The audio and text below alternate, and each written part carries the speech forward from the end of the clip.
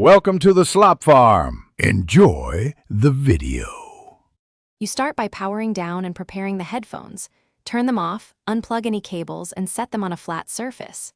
Next, plug in a charger and make sure the battery reaches at least 20%. Low power can block a reset. Once done, locate the power and multi-function buttons so you know where to press. This saves time. Make sure you've noted paired devices because resetting clears Bluetooth memory, which is why you'll need to repair afterward. You now perform the factory reset.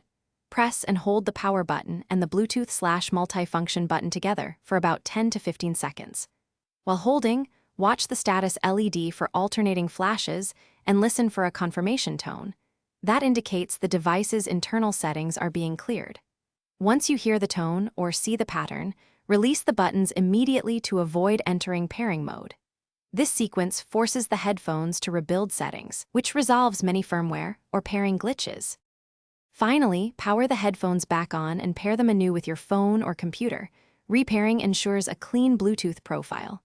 Then open the Bose app to check for firmware updates, because updates fix known bugs. Install them if present. If problems persist, retry the reset after a full charge and perform a soft power cycle between attempts. If you still can't connect or sound is odd, contact Bose support. One key troubleshooting tip is to fully charge before repeating the reset to rule out power-related. Thanks for watching. Consider subscribing if we helped you today.